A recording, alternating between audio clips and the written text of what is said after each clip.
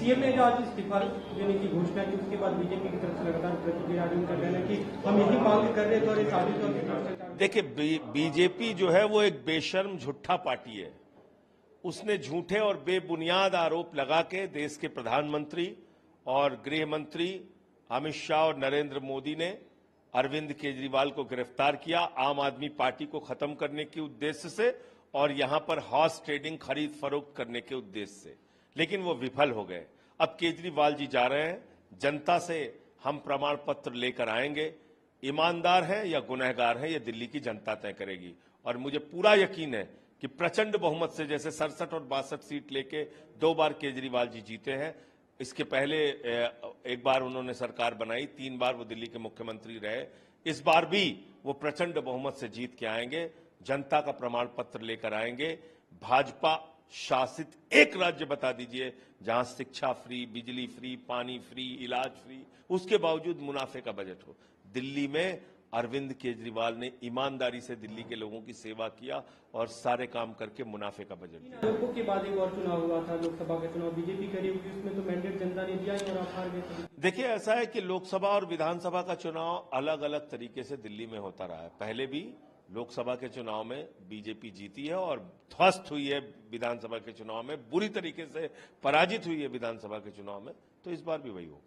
अभी जो विधायक दल की बैठक होगी, तो क्या विधायक जो चुने गए विधायक उन्हीं में से कोई सीएम बनेगा या मंत्रियों में से बनेगा? अब देखिए, ऐसा है कि विधायक दल की मीटिंग में वो फैसला होगा और वो हमारे नेता केजरीवाल जी और विधायक। सीएम ने जो आज इस्तीफा देने की घोषणा की, उसके बाद बीजेपी की तरफ से लगातार प्रतिक्रिया उनका कहना है कि हम यही मांग कर रहे थे और ये साबित हुआ। देखिए, बीजेपी जो है वो एक बेशर्म झूठा पार्टी है। उसने झूठे और बेबुनियाद आरोप लगा के देश के प्रधानमंत्री और गृह मंत्री अमित शाह और नरेंद्र मोदी ने अरविंद केजरीवाल को गिरफ्तार किया आम आदमी पार्टी को खत्म करने के उद्देश्य से और यहां पर हॉर्स ट्रेडिंग खरीद फरोख्त करने के उद्देश्य से, लेकिन वो विफल हो गए। अब केजरीवाल जी जा रहे हैं, जनता से हम प्रमाण पत्र लेकर आएंगे। ईमानदार हैं या गुनहगार हैं, ये दिल्ली की जनता तय करेगी। और मुझे पूरा यकीन है कि प्रचंड बहुमत से, जैसे 67 और 62 सीट लेके 2 बार केजरीवाल जी जीते हैं। इसके पहले एक बार उन्होंने सरकार बनाई, 3 बार वो दिल्ली के मुख्यमंत्री रहे।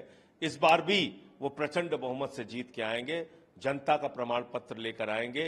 भाजपा शासित एक राज्य बता दीजिए जहां शिक्षा फ्री, बिजली फ्री, पानी फ्री, इलाज फ्री, उसके बावजूद मुनाफे का बजट हो। दिल्ली में अरविंद केजरीवाल ने ईमानदारी से दिल्ली के लोगों की सेवा किया और सारे काम करके मुनाफे का बजट दिया। लोगों के बाद एक और चुनाव हुआ था, लोकसभा का चुनाव बीजेपी करी हुई, उसमें तो मैंडेट जनता ने दिया और आप हार गए। देखिए, ऐसा है कि लोकसभा और विधानसभा का चुनाव अलग अलग तरीके से दिल्ली में होता रहा है। पहले भी लोकसभा के चुनाव में बीजेपी जीती है और ध्वस्त हुई है विधानसभा के चुनाव में, बुरी तरीके से पराजित हुई है विधानसभा के चुनाव में, तो इस बार भी वही होगा।